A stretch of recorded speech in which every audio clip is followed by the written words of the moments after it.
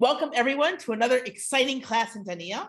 So if you will remember, we had our introduction to Daniel and his companions in the first chapter. And frankly, we should stop calling them chapters. It's really much more stories that we're looking at. We're looking at, when we look at the book of Daniel, when we look at the book of Daniel, what we're looking at is a collection of stories that are different. You've got a collection, you have some of them are court stories, right? Some of them are apocalyptic visions. Some of them are a combination, right? So what we've seen so far is in our first chapter, we had a classic kind of court story where you have Daniel and his companions, and they need to keep kosher in the Babylonian court, right? So they need to keep kosher in the Babylonian court. How are they going to do that? With God's help, of course, right? And we saw how that it actually reflected common court practice, that you would have captives brought to a royal court, expected to look healthy and be trained in some new thing they're going to do for the court, right? And they would get food in order to look healthy. So that actually does reflect a certain reality that you would have in these ancient courts, and that was kind of an introduction to the stories of Daniel. This is what it means to be a Jew in a foreign court, a successful Jew in a foreign court, put it that way. And then in our next chapter, we got our first vision, right, where Daniel is called on to not only interpret a vision, but to tell Nebuchadnezzar what his vision is, what his dream was, which should be impossible, but with God's help, it isn't. And we learn about the four kingdoms, right? And that's going to be reflected later on. And we're going to see this idea that Daniel's, that in the book of Daniel, we have this major function of kind of not just telling the future, but telling the future history, how kingdoms will come and kingdoms will go, how kings will come and kings will go. And that's also a kind of a function of these stories, because these stories take us through several kings and more than one empire, right? Because it takes us from the Babylonian Empire to this kind of Median thing, and then the Persian Empire, right? So we have this, or Persian Empire, the Median kind of thing. So we're going through different kings and seeing how they differ, but are ultimately the same, right? Dor halech v'dor ba, they're all going to end up kind of falling away, and only God will remain, right? So in this chapter, we're now in chapter 3. We're going to dive into the story of, anyone remember the only story in the book of Daniel which doesn't have who is missing from this story? Daniel's missing from the story, right? You don't have Daniel in this story. We only have his three buddies, right? And we have them appearing with their Babylonian names, right? So we can understand when we see them with their Babylonian names, why we had to introduce them in the first chapter. Oh, they've also got these Babylonian names, because it seems clear that this story had an independent existence about these young men with these names, which are not Jewish names, right? And we have to be told, hey, these guys are Hanana, Mishael, and Azariah. Okay, so let's dive into these stories. Okay, so we have we dive right into this story. We are once again deep in Aramaic land. So my apologies. I'm going to try and do the right pronunciation, with the correct. I'm going to try to do the non-yeshivish one, even though I have to say it's hard for me not to do yeshivish when I read Aramaic. Okay. Nebuchadnezzar Malka Avad Slem Titahav. Rume Amin Shitin, Ptaye Amin Shit, Akime Bibik'at Dura B'Midinat Bavel. Nebuchadnezzar the king made an image of gold whose height was 60 cubits, right? And the width was 6 cubits. That's about 90 feet by 9 feet. Very kind of long and tall, kind of like an obelisk, but apparently it is a tselem, a tzlem didahav. It's a golden image. So it clearly it's supposed to look like a person or some thing. In other words, it's not just a block, right? It's supposed to really be kind of idol-like, right? He put it up in the a plane of Dura, probably from the word for wall or fortress in the province of Babylon. So he gathered together Signaya, Ufachavata, Adargazariya, Digdarbarya, Ditarvarya. Okay, all of these words, all right, are generally considered to be Persian loanwords by way of Akkadian, right? So if I'm going to tell you, if we look at Achashtar Pinaya, that's the satraps. That's like the highest level. That's your main division. Okay, from the Persian Kshatrapavan, by way of the Akkadian Akshadrapani. There you go. Okay, so it goes Persian, Akkadian, Aramaic. Remember that Aramaic is usually considered an Eastern Semitic language. Akkadian is Southeastern Semitic, so you frequently have this kind of development. Then we have Signaya from Shaknu, excuse me, in Akkadian. That's the level under the satraps. And if I'm saying satraps wrong, excuse me, I always just read it. So I assume it's pronounced satraps. And then we have the Pachavata is something that we're all used to. We're used to the idea of a Pecha, who's the head of a region in the Persian Empire, right? Judea and Samaria, right? They have a Pecha. They have the Judean Pecha, right?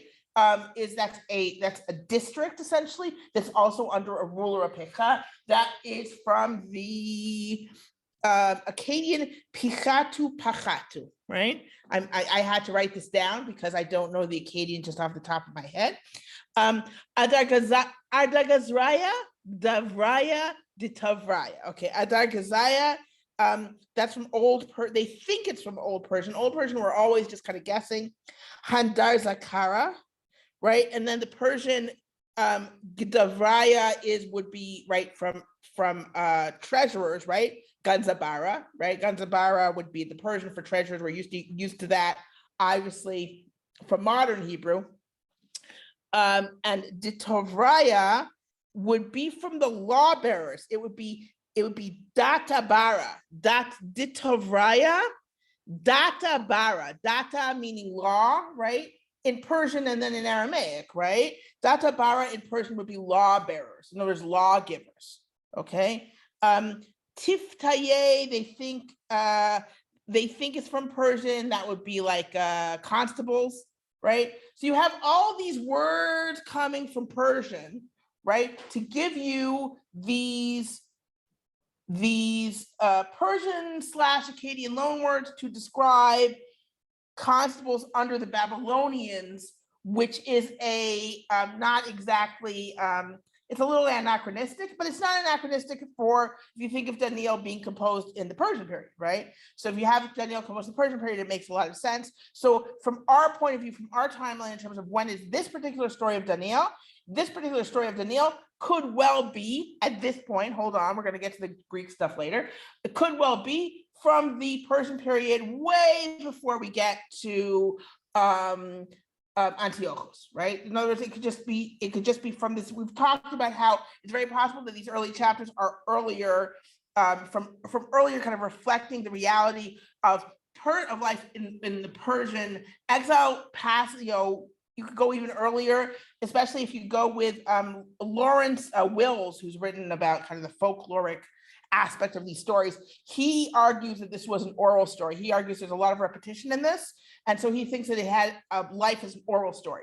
Remember, we're talking about the three guys in the furnace, right? Which works really well as an oral story. 3 guys in the furnace don't get burned. It's a lot of fun to tell. It works very well in kind of this kind of retelling of a folktale way. I'm sorry for spending so much time like not reading, right? But I just want to make sure that I cover stuff. This is a relatively short, simple story, so I'm letting myself go a little bit deeper. So what does he do? Okay, so he calls all his officials, right? In every kosher Tanei Medinata, all the officials of the kingdom, he calls lechalukat salma, to the dedication of this essentially idol. We're just going to call it an idol. It's some kind of image, some kind of graven image, let's say. The Hakem Nebuchadnezzar Malka, right? The king has created it, right? And they not only do they all have to do that, they all have to stand before it, right? They all have to stand in front of it.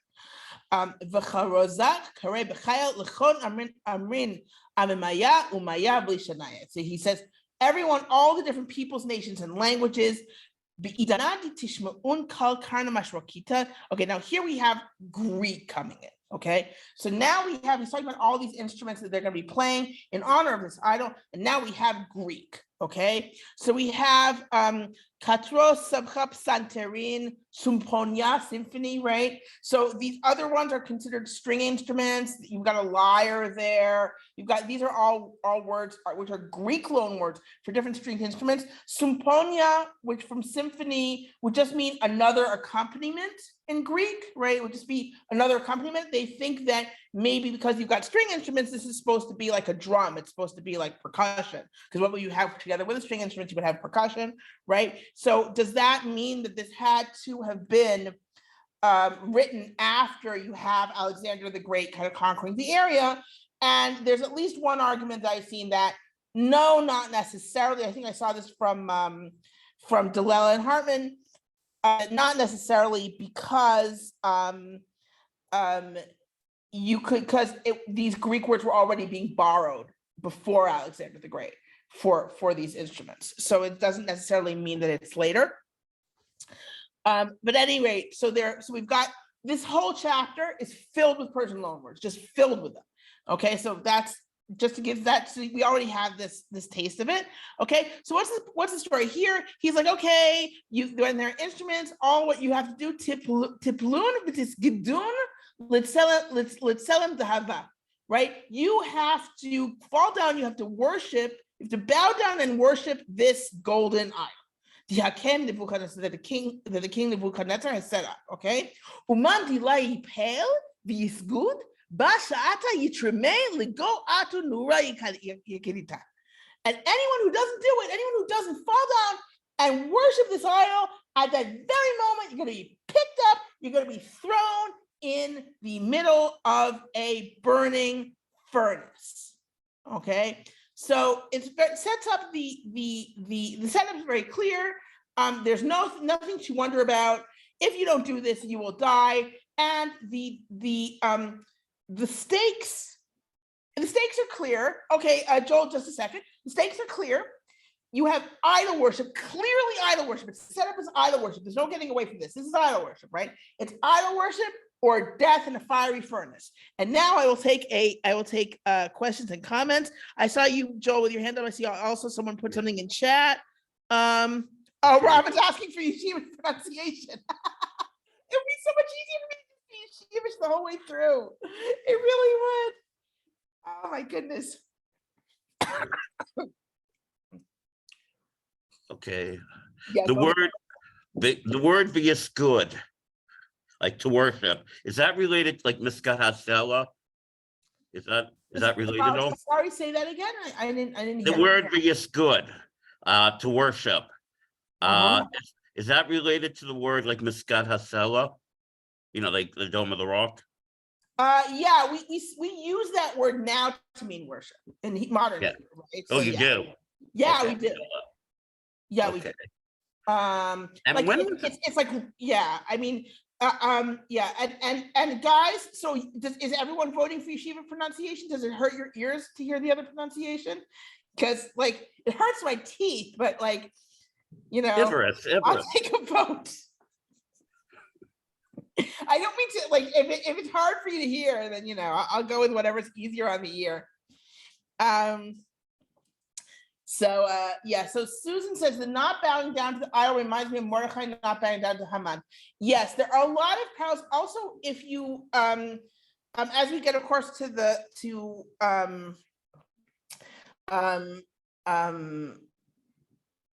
you know, there are a lot of parallels in general between Daniel and the Esther stories. We have this idea, and what's interesting is, and Jonathan Grossman has written about this. He's compared this chapter in Daniel to chapter 6, Perek Vav in Daniel, where Daniel is thrown into the lion's den, about how different these stories are. Actually, they're different kings with different attitudes and different stakes, right? Where with Daniel, you're like, really? You can't pray for 30 days? Like, that's the big deal? That's what you're gonna die for?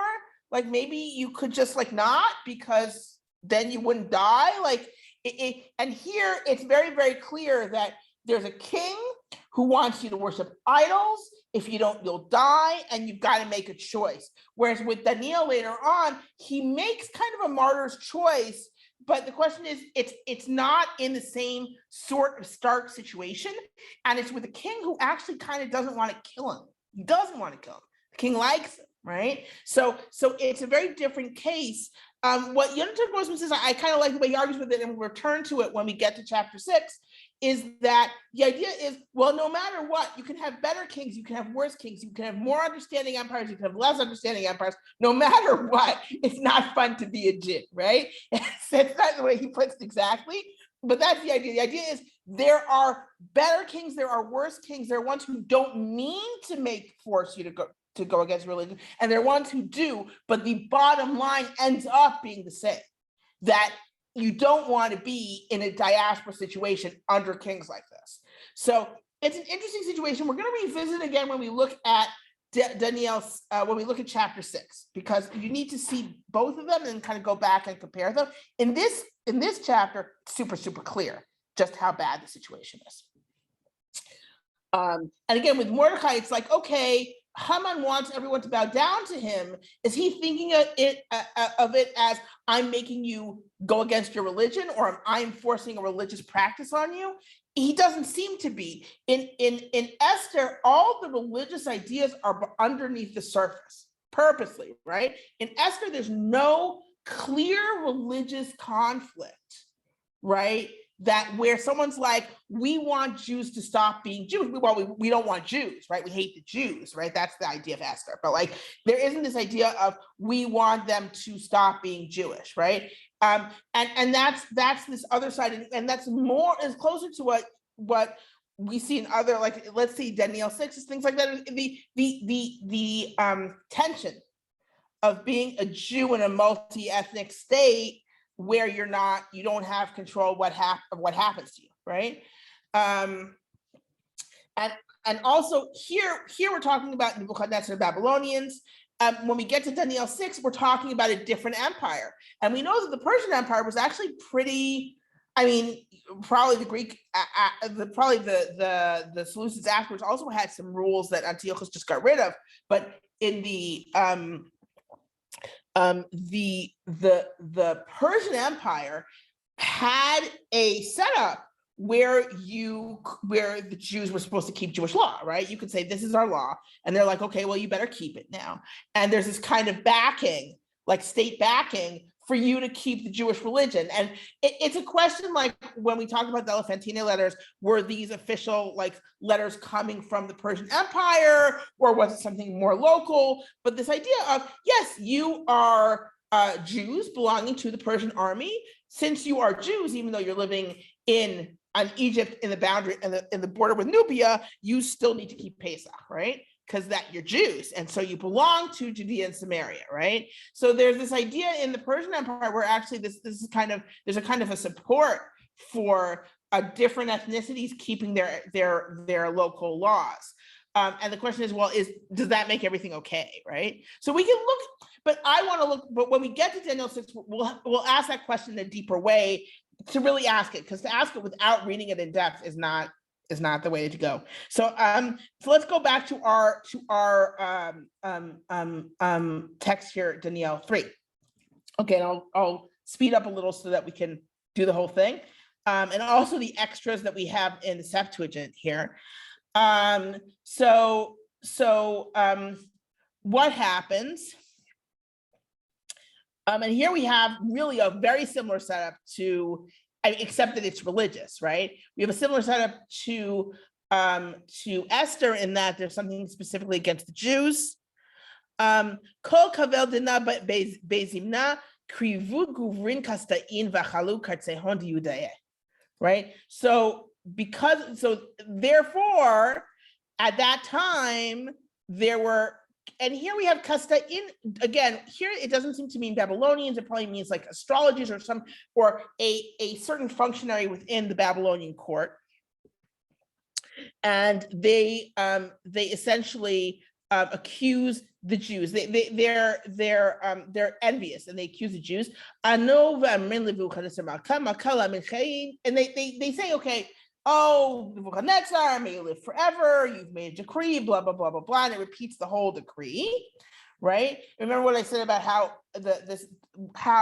Lawrence Will says, there's a lot of repetition here, and that you see that kind of repetition in oral stories. If you think about fairy tales, where you kind of repeat the thing, and so he said, this whole repetition of what someone says over and over and over again.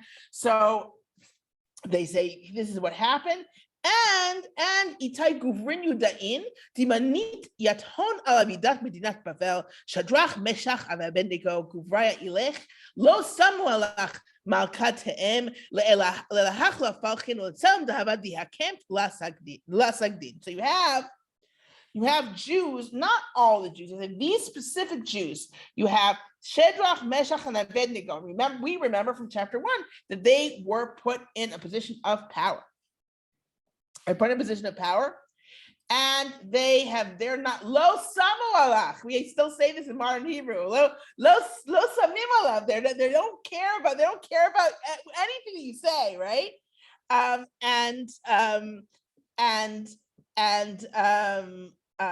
they don't worship your God, and they're not worshiping your idol. Okay, so this is the setup, right? They say, hey, look what they did. They're not worshiping there, and now's the time for punishment. And in fact, Nebuchadnezzar gets super angry, right? And they're brought before the king, and he says to them, again, we have the repetition. So are you not worshiping my God, and you're not worshiping my golden idol, right? And when you hear all of the instruments, he repeats it again. So you're going to hear all of these instruments. You're not doing what you're supposed to do, you jerks, right? And again, this is again, not this I'm taking again from Lawrence Wilson, that this is kind of funny. It's actually meant to be. He thinks it's actually meant to be kind of funny that everyone's repeating everything for over and over and over again, right? You mean you didn't do da da da da da da da? All right, so. You heard that if you don't do that, I'm going to throw you into a burning furnace. And here's the important line, right? Uman hu elah min yidai. And who is the God that's going to save you from my hands? Aha, right? He's kind of leaving himself open in a great way, right? What God is going to save you from my hands? And they don't answer what we would expect them to answer. Instead, they are mysterious, right? Ano Shadrach, Meshach, v'Abednego v'amrin l'malka Nebuchadnezzar lachashchin anachnu al tadah pitgam latavutach. They said, we don't need to answer you. We don't need to answer you. Why? Because they're sure of God. Hen itai elahanadi anachna falchin yachil l'shezavutana. Right? If our God, who we worship, can save us, right?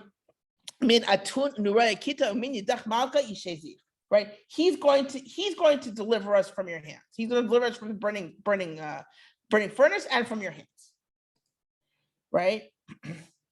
Vehen la, this is a little weird. Vehen la yidi'ah leheve lach malka dilelahach la itana falchin u'etzlam dahava diakemta lanis good.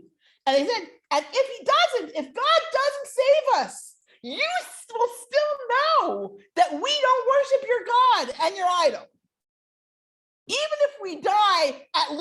know we're not worshiping your God, right? Which is an interesting kind of thing, right? Like God's going to save us, but if he doesn't still know, we don't worship your God, right? You were willing to die, right? And I think it's to show the strength of their martyrdom. In other words, what makes them martyrs is that hey, our God will save us, but if he doesn't, we're still not worshiping your God, right? Okay, then Nebuchadnezzar is filled with anger, and he says, "Lemezela tunachad shiv'a al dida chazela mazeh." They heated up 7 times more than usual, but it's super hot, right? Uleguvrin giborei chayil divchaylei amar lechapata l'shadrach meshach ve'abednego lemirmei latun nura yakitas. Right, so he has special soldiers there to really make it hot. Okay. Now, normally with a punishment like this, they would strip the people punished. They strip them and then they throw them in the furnace, or they do whatever they do with them. You can't do that here because they need to emerge miraculously with all their clothing intact. So he throws them in with all their clothing, right? So he says they all have kfitu b'sar balei hon, patshei hon, v'char balat hon, v'lu v'sheon. They're all in their fancy clothing. And either the fancy clothing is showing that they were a high level, they had risen to a high level, or they were dressed up because they all had to come, right, and see this idol. So they were dressed up for the public gathering. And also, and again, we have this. These are all Persian loan words, and they're cast in with all their clothing. Okay. Okay, so then it went out. It was a very quick, command. They're all thrown in, and they're thrown down, bound in the furnace. Excuse me for doing this fast. I want to make sure that I get to something. I'm gonna keep reading, and then we're gonna go back, because in the Septuagint, in the Greek, we have a whole extra section here, which I do want to talk about. It's almost certainly it's added later, but it also reflects another kind of reinterpretation of what this story is supposed to tell us, right? So I see that there are a lot of comments though, so I'm going to take your comments. And excuse my my throat here. Okay.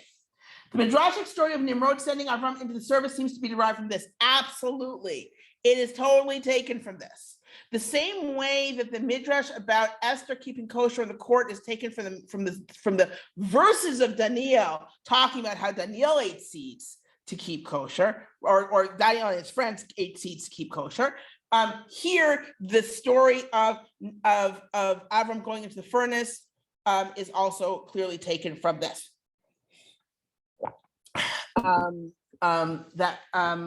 Yael says, sounds like a bit of court intrigue going on here. Certain Chaldeans, i.e. the magicians who failed the king's test regarding the dream, seize the occasion to take revenge on the faction that won that challenge. Yes, it works well in the sequence of the stories. And I do think that it makes it, in fact, because you have these soldiers kind of appearing towards the end out of nowhere. So there's an argument that says the original story had the soldiers the whole way through, and then it was switched when it was brought into the book. They switched it to the Chaldeans had this issue because the Chaldeans were the ones who have a grudge from before in the book. Remember that this story pretty clearly had an independent existence, because it's not talking about Daniel at all. It's talking about 3 other guys, and it's talking about them with their Babylonian quote unquote names. So it's pretty clear that it was included because it reflects the same sort of ideas we have of the difficulties of living in the court, and also the supremacy of God, right? If you believe in God, God will save you, and you just need to stand firm, and that God is more powerful than all these kings. And the court intrigue, and we said this last time, I need to find the letter. There are letters we have of kind of different advisors, snitching on each other to different kings. It was it's not surprising, right? You do have in general in these court stories a lot of court intrigue, but this was also a fact that this is something that would of course happen. So Moshe Matitya says in verse 16, when the three men address Nebuchadnezzar by his name instead of his title, is that indicative of disrespect for him? Well, let me go, let's look at that again. Let's look at verse 16 again and see that. Okay, so verse 16. Malka. Here they talk about him as the king. Oh, here they have, I see, Nebuchadnezzar.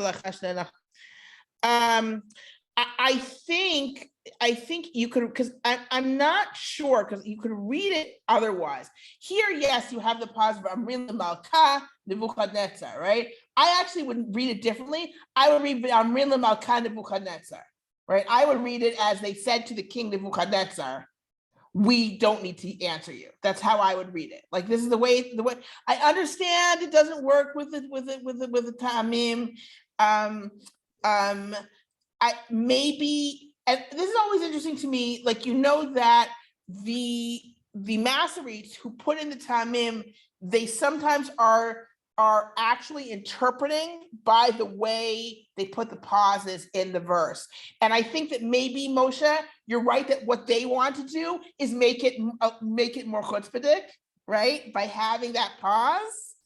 Yeah, Moshe, you have something to say. I can see. The thing that made me think that is that in previous psukim, I forget where, I don't see it on the screen now, but in previous psukim here, where he's addressed, it says La Malka Malka, meaning that the narrative is calling him the king, and then they said king, like Tet for Pasuk Tet. Well, these guys are the ones who are kowtowing to him. These are the guys who are sucking up. Yeah, exactly. So I'm saying it looks like that it's contrasting with that. Right. I mean, I think you're right. Either that's what it is, or the Masoretes wanted it to be that way when they put in the pauses to make it even like more chutzpahdik. You know what I mean? Like, they put the pauses, so it shouldn't be, oh, they said to the king of Nebuchadnezzar, we're not going to answer. But they said to the king, Nebuchadnezzar, we're not going to answer. That's even more chutzpahdik. But it could be either way, Moshe. Like, it could be that's the original, or that's the way it is with the pauses. But, you know, as it is, they're being really, and it works because they're already being super chutzpahdik. And they're like, he's like, what? God's gonna, like, we're not even going to answer. But just know that God's going to save us, right? Yeah. So, but good point. And so here, so what happens? They're thrown into the furnace, right? And Edai Nebuchadnezzar Malkat Vavakabit Bahala. Aneva Marla Dabrohi, Halak Guvrin Flata Remena. I can't do it. Remena Lego Nuran Bikaptin, and Anayin Varmila Malka, Anayin Varmila Malka, Yatsiva Malka. He's like, wait. We don't know why, right? He gets all scared. He's like, wait, did you throw those guys in the furnace? And they're like, yeah, we did, right? And he says, Aneva Amar, Ha'anachaze Guvrin Arba'a Shrayin Malchin, Begonura V'chaval La Itai Bahon, V'reve Di Revi A'a Damei Levar Elahin, right? He says, I see these four guys. No, none of them, all walking the fire. None of them are hurt. And the fourth one looks like Bar Elahin, right? A Ben Elohim, in other words, an angel, right? Something of the angelic class, as I've said before. And so, okay, now I want to talk a little bit, we have some time. I'd like to talk a little bit about the Greek version. Now, this is where, in the Greek version, we have an insert, right? Let's take a look. Okay, so something about these, this is two Greek versions because you can't have enough Greek. We have the Old Greek and the Theodotion of this chapter. So the Old Greek is considered to be an older translation. Theodotion kind of takes over it, supplants it in the 1st, 2nd century BCE. I am reading from the New English translation of the Septuagint. I believe you can still, when I downloaded this was free. You could download it in pieces free. They made it free on their website. So you can see if you can still get it free on their website. I think it's a very good translation. The translation, each book is done by a different person. The Daniel translation here is done by Timothy McClay. Timothy McClay did this, and they all have like these short introductions also that go into the kind of what's special about these translations. So these translations, so McClay feels that these translations were done independently of each other. In other words, it isn't that Theodotion took the old Greek and changed it, or vice versa. They're both independent translations of the original. And what we have in fact, chapter 3 is the closest that they are to each other, I believe. So what we have here, they both have these this edition. I'm going to read from the old Greek, which is on the left side. Okay, it's just easier instead of comparing everything. Okay, so here we have some extra stuff. Because they're tied up. Because the king's command was insistent, the furnace was also heated sevenfold more than before, and the men who had been selected after they had tied and brought them to the furnace threw them into it. So far, so good.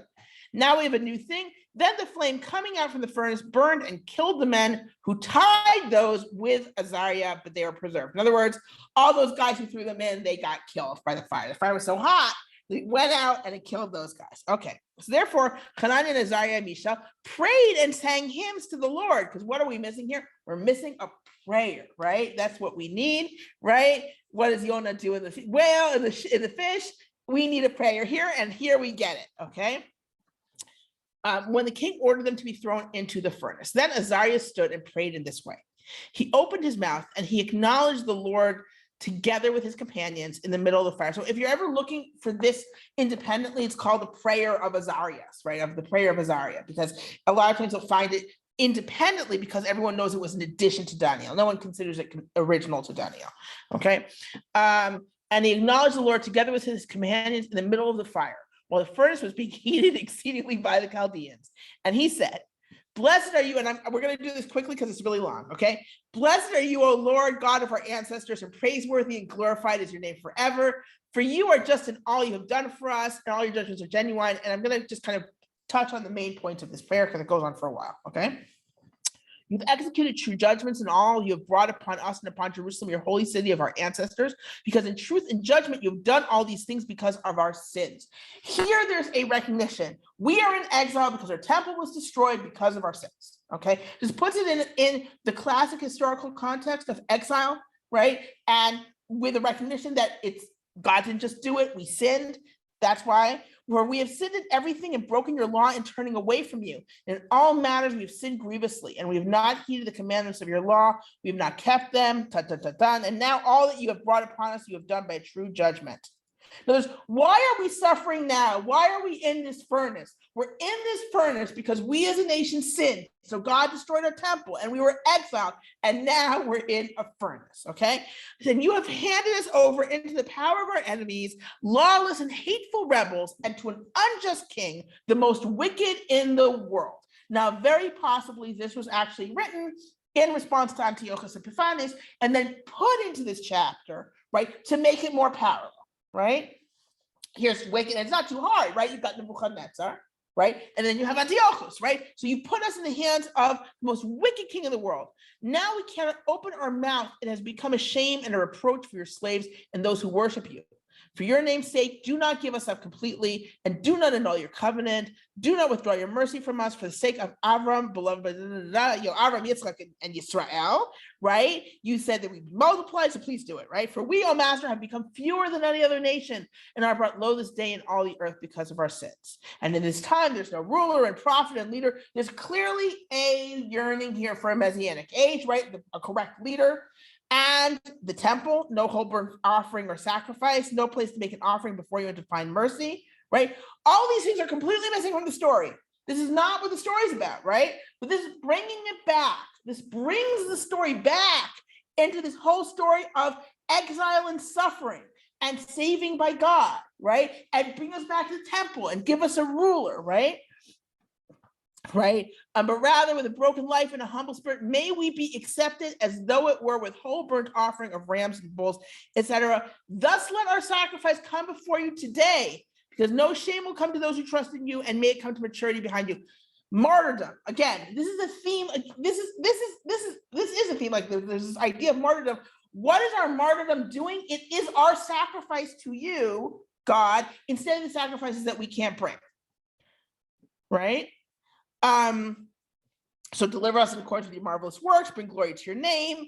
May all who display evil to your slaves, not your slaves, your servants, avadecha, right? That's what it's translating. It's translating about your servants.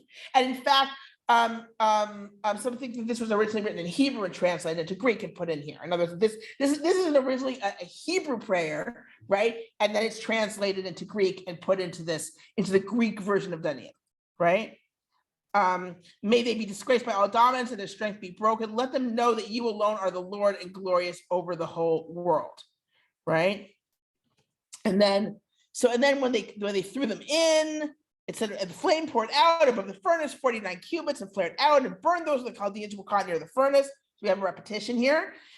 Here is the Chaldeans who get caught. Before it was the guys who threw them in, the soldiers who got caught, right? But an angel of the Lord came down into the furnace. Now this totally ruins that whole thing with Nebuchadnezzar, where we had that kind of, what's Nebuchadnezzar scared about? And he's like, oh, I see a fourth man and he looks like an angel. There was this whole kind of, this recognition by Nebuchadnezzar. There's a certain amount of waiting. What did he see that got him so worried? Here we just told, right? An angel of the Lord came down into the furnace to be with Azariah and his companions, shook the flame of the fire out of the furnace, made the inside of the furnace as if a moist breeze were whistling through.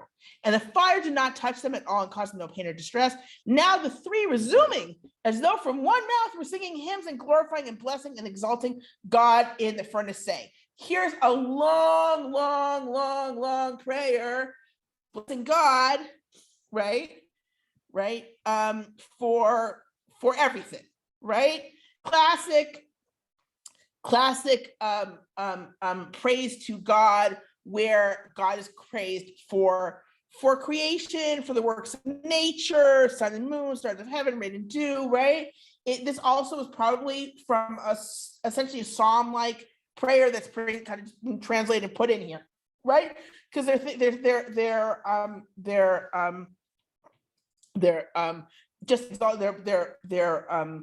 praising him for everything. It's Hodu Lashem, essentially, right? It's one of those. It's that sort of psalm where you're just kind of repeating the same refrain over and over and over again. And then and bless the Lord, Hananiah Azar shall sing hymns and highly exalt him forever, for he has rescued us from Hades. Hades is almost certainly Sheol in the original, right? And saved us from the hand of death and delivered us from the midst of the burning flame and released us from the fire. Acknowledge the Lord, for he is kind, for his mercy is forever. All who worship the Lord, bless the Lord God of God, sing hymns and acknowledge him, for his mercy is forever and ever and ever. Okay? And then Nebuchadnezzar comes and he sees this thing and he's like, oh my goodness, what is this? An angel, right? But we already know, because we already found out that there's an angel helping them, right? That gives them kind of let's say the space to pray this way, right? They're praying a really long time for being in the middle of a fiery furnace, right? That's a long prayer to say when you're in a fiery furnace. So we need to know that they're okay, right? So essentially what this does is, and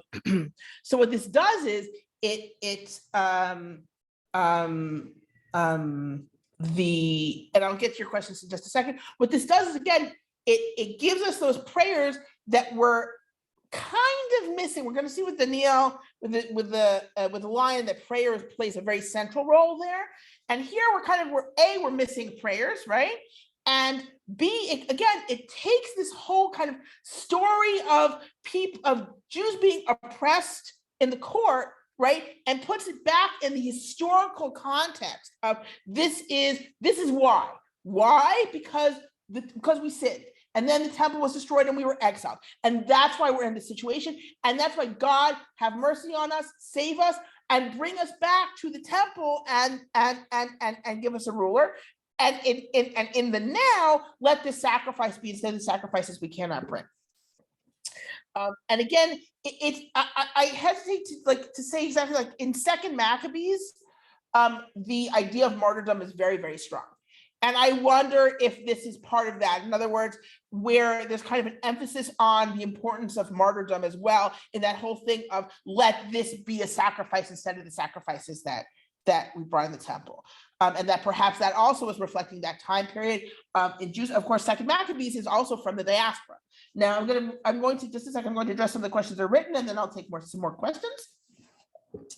Yeah, Elle asked, can you attach the PDF in chat or send it out in email? I'll send it out to an email to anyone who's on the email list. I'll send it out to you guys. Is the Old Greek the Septuagint? The Old Greek, in this case, if you open a Septuagint, you're going to see the Theodotion version, or something much close to the Theodotion version. The Old Greek is, but the Old Greek was also part of. Let's talk for a second about the Septuagint. What happened with the Septuagint is the first thing that they translated were the 5 books of Moses, right? Because they're reading it in synagogues, and they don't understand. The Alexandrian Jews probably don't really know Hebrew at that point, so they've got to have it in Greek. And then they translate all the other pieces, right? Bit by bit.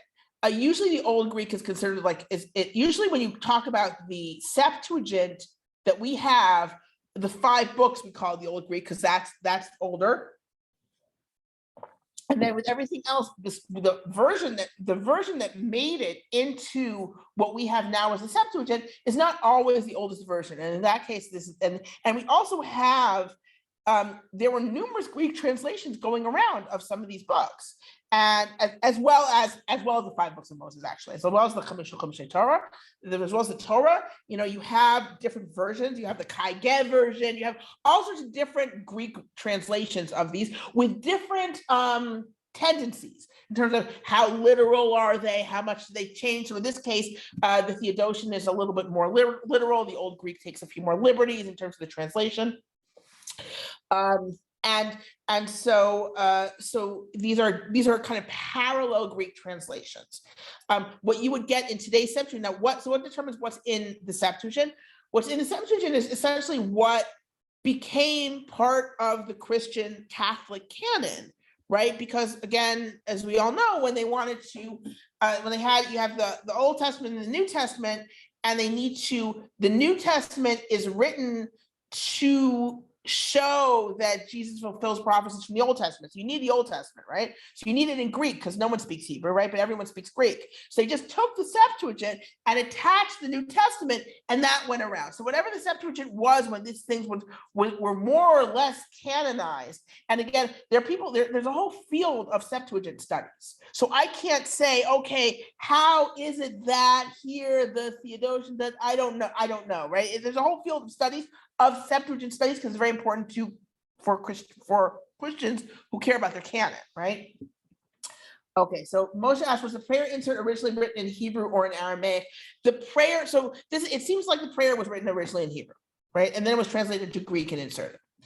Does the Septuagint version of Esther have similar additions? Yes, the Septuagint version does in fact of Esther does in fact have similar additions to this. And there's another essentially one of their favorite things to add were prayers, right? Like, now let's have a long prayer, thanking God or whatever. So that's there are a lot of there. Absolutely, the answer is yes.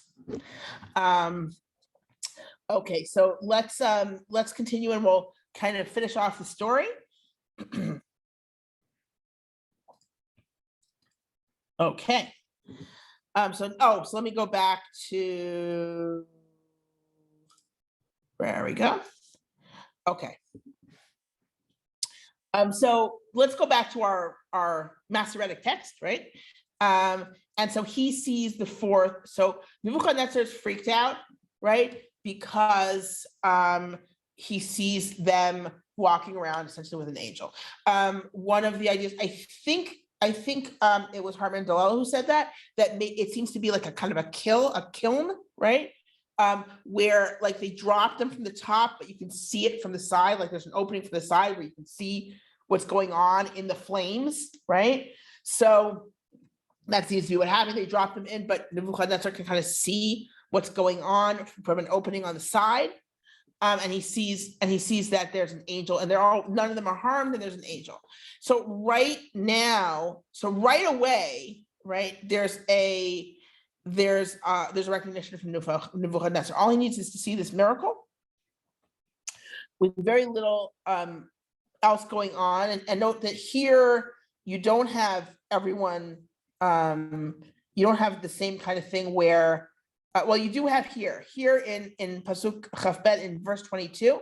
Okay, you have the flame going out and killing the people who put them in, right? And then you're expecting them to be killed, and they're not, right?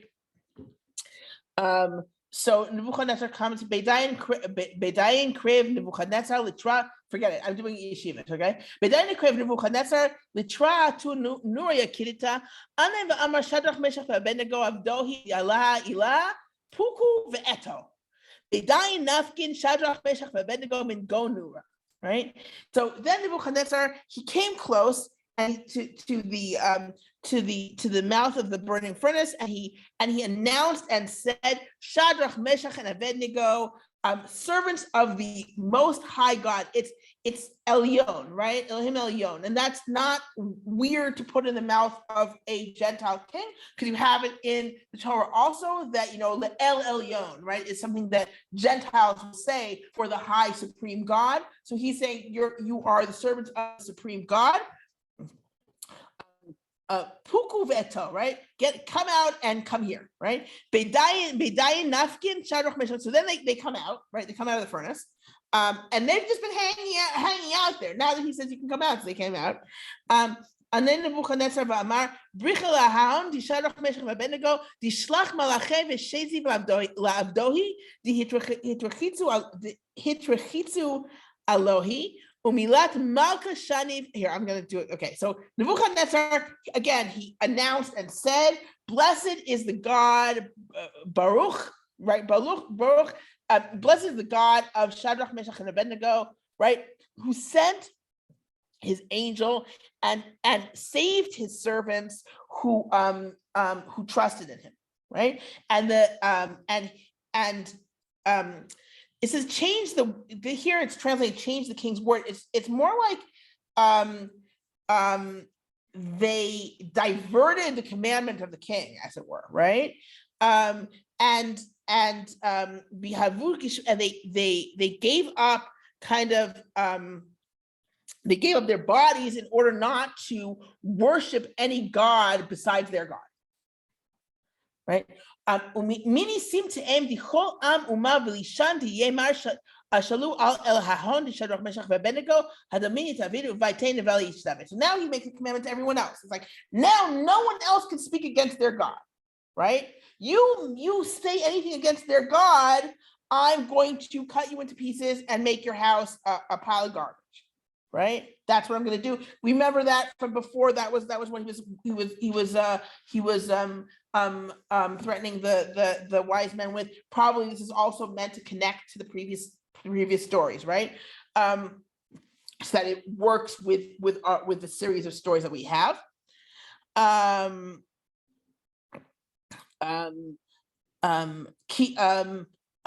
kavel dila itai ela acharan diikul hatzala kidna. Because no other God can deliver, can save, right? Is able to save someone like this God, right? And then he promotes them. Again, very similar to Esther, where Mordechai is promoted over everything, right? There's after the recognition, the Mordechai is promoted here. There's a recognition, and they're promoted. And then these last three verses are actually the beginning of the next story. All right. So that's why if we when it says it's this, and we even see here that there's a Parsha Petucha, there's this, nothing else is written on this line to give a space, right? And the next thing, even though it's included in the Christian chapter, right? The end of it's not actually, this is actually the start of the next story, right? These last verses, where Nebuchadnezzar is addressing the nations, and he's going to talk about that dream that he had with the tree and him being like a beast of the field and the whole thing. So that's our next story. And we're going to start that in our next class. So what did we see in today's class? So we saw, first of all, we saw our only story that doesn't have Daniel in it in the books of Daniel.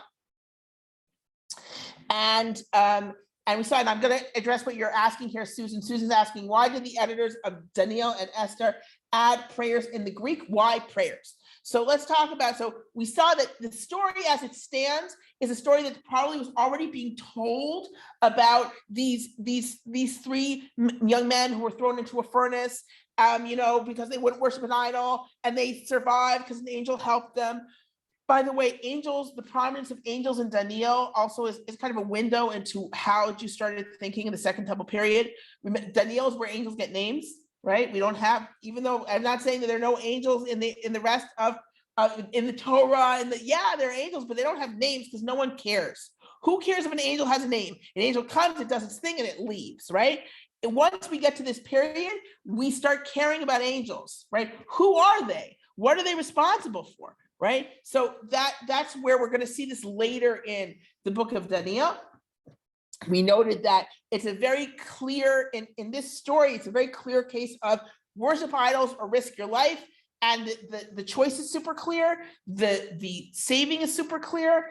And it's not that surprising that in a later period, there is a desire to kind of turn this into not just a quintessential story of martyrdom, but also to place it back in this historical idea of this is what it means to be in exile. This is why God should save us. This is why we're hoping for a king. This is why we need the temple back. The whole kind of, and putting it back in history. In terms of adding prayers, prayer becomes, particularly in the Second Temple period, prayer becomes a very, very central in narratives in general. I think it's a lot of it has to do with the fact that you don't have,